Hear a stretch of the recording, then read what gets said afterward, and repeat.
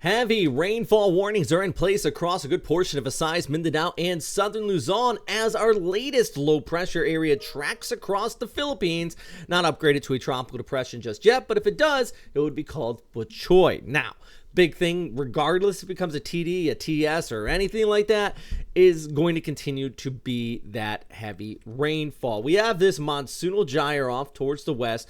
Of course, our low pressure area right in here, and it's just acting in a 1-2 combination to continue to influence the weather pattern and increase heavy precipitation. And in some areas, could see upwards of 100 to 200 millimeters of total rain. In fact, that's what this graphic just showing you here, where the heaviest of that precipitation is going to be taking place and where you could be looking at that main threat of some significant flooding here. Microwave imagery also shows you what I'm talking about with that overall moisture flow just trekking across the Philippines, and really want to continue to watch out for it. Also in this update, just a minute, I'm going to talk more about this other area towards the south of Guam, which the GFS has been persistent on trying to develop into a typhoon. That's second to this low pressure moving over the Philippines today. So first, well, of course, we're continuing to track this low. Now, it's not organized whatsoever. You have the monsoonal gyre here, broad circulation, plenty of convection, but there's just really hard pressed to find a defined low level center of circulation. But you can just see it as it comes on shore in late day over towards Samar, which,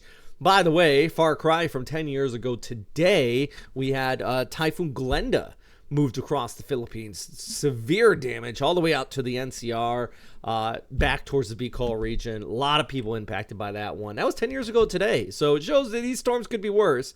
My main worry with a storm like this, though, is just the continued heavy rain on top of saturated grounds. You're not getting the signal force warning. You're not getting the hype that typhoons get. Sometimes people can get caught off guard by something like this. So just keep in mind, if you are under these heavy rainfall warnings where you could see upwards of, well, 1 to 200 millimeters. In fact, we'll just go through the ECMWF. This is all the way out through Monday. And what I'm going to do here is just kind of pick up this little thing right here. Okay, there we go. This indicates how much rainfall in certain spots. So that's indicating, 80, 90 millimeters. Or excuse me, I got it wrong. It's indicating, about 70, 80 millimeters. There we go, 80 to 90. But some areas could be upwards, and I got to try to find the right spot, because there's definitely spots that are going to be well over 100 to 200 millimeters of precipitation, especially in western Visayas, as we go ahead through Wednesday into Thursday, and eventually even over towards Friday of this coming week. In fact, you just look at this by Friday, the low-level center moves right over Manila, increases rainfall from the west, and even parts of the west coast of Luzon out towards Region 1, looking at that heavy precip. Then on the tail of that, of course, I mentioned we have a secondary low that could be developing. Now, at least for Thursday, scattered showers all across the Philippines, but especially in the Visayas, where I mentioned we have the heavy rainfall warnings. The only spot that could be dry kind on Thursday is the Cagayan Valley, and that's mainly because the winds will be coming in from the northeast, so a little bit drier there versus that southwesterly moisture flow coming in with the monsoon. But before the arrival of any tropical system, just know your information from official sources. I'm not an official source.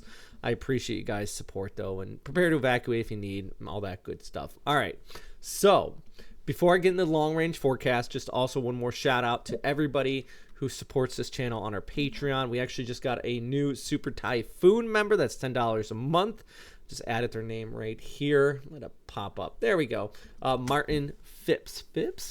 I hope I'm saying your name right. Thank you very much, Martin, for supporting the channel. And, of course, everybody else from Garmin, Legends, been donating for a couple of years now. Colonel Cy, Jeff Davis, Jacqueline Smith, you're all you keep these updates going. All right, anyways, back to the forecast. I don't want to get too far off topic here because this is important. Look at the long-range GFS. There's our first storm system moving across the Philippines, and then secondary right there, the GFS has been consistent on pulling something towards Okinawa. This is by the 24th to the 25th. This has been for about 2 days on these model runs now. It's kind of interesting. I changed this over to the ECMWF. It's kind of trying to show something developing. Let's go to the 0Z right there, and then pulling off towards Miyakojima. Or Ishigaki, or one southern Japanese island, the Ryukyu Islands, further towards the south and west.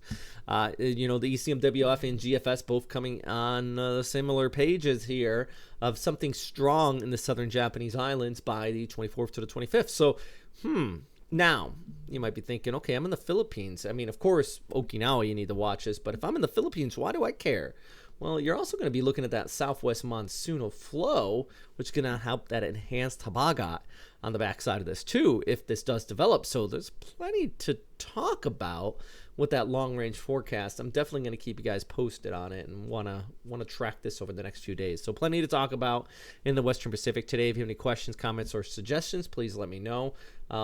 Yeah, I'll keep you guys posted. But big thing right now is just watch out for that heavy rainfall and that possibility of a new storm system maybe developing sometime next week.